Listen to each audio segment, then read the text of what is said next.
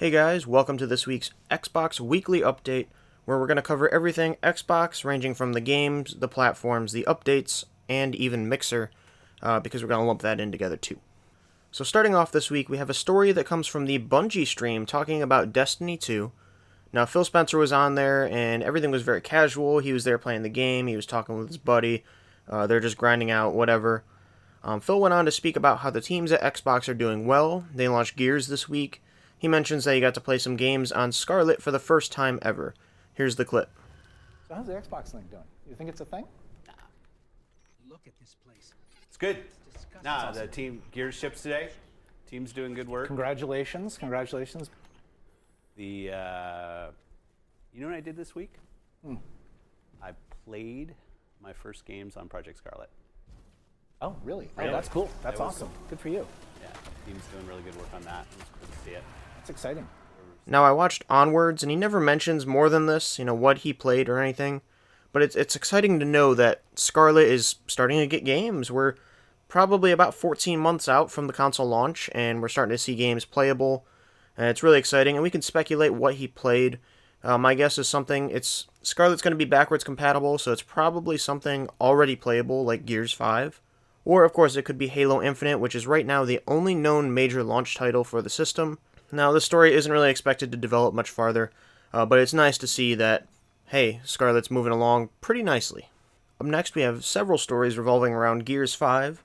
The game released this week for Standard Edition owners, or if you subscribe to the regular version of Game Pass, you got it on Tuesday. The game is reviewing generally really well, so just a reminder that if you haven't, you can subscribe to Game Pass for something like $2 right now, something really cheap, get your first couple months for like $1, and you get the entire game immediately. Now, you don't have the Ultimate Edition if you're just doing that, but I believe the $2 deal is the Game Pass Ultimate, so you will get that Ultimate Edition. So go check that out if you haven't yet. Game Pass is a great deal, and you get the whole game, like at launch, instead of spending $80 for the game. You get $2. That being said, the game also released on Steam for you PC users, topping the sales charts. Now, this is based on launch, so we don't have, concrete figures, how it's sold, how Game Pass is selling, so we're going to have to wait and see how both of those are doing, but it looks like it's doing pretty well.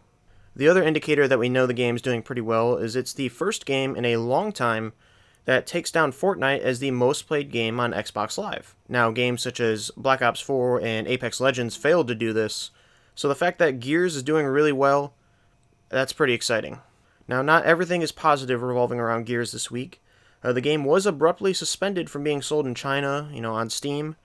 Now, there was a specific issue, quote-unquote, that we don't know what it was, but it did prevent the game from being sold in China. The confusing thing about the story is that Steam is actually not technically available in China due to it being banned by, whatever. Now, they have been able to get around the ban for Steam using VPNs and, work around it, but in light of the game not being able to be sold in China, the game is getting review bombed, meaning people are leaving just super negative reviews to lower the score because they're upset about something. Now, if you're looking at the Steam store in English, you might not even know why the score is so low. Everything seems to be mostly positive. Now obviously everything's not perfect, but change the language filter and you'll see that the Chinese market has lowered the game's ratings significantly. So I guess we're just going to have to see what happens from here, but as of right now, the Steam score is a little low because of this issue.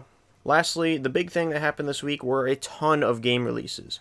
Now, my personal favorite, my E3 favorite when I got to go, was Borderlands 3, which released yesterday, Friday, September 13th, and there's a lot more games where that came from.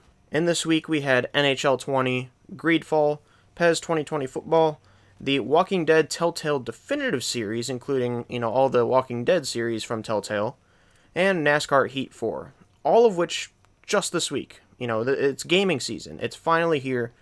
And no matter what kind of game you like to play, whether it seems to be like dialogue-based RPGs, looter shooters, third-person cover shooters, because of course Gears came out this week, sports, whatever you want to play, there's probably something there for you.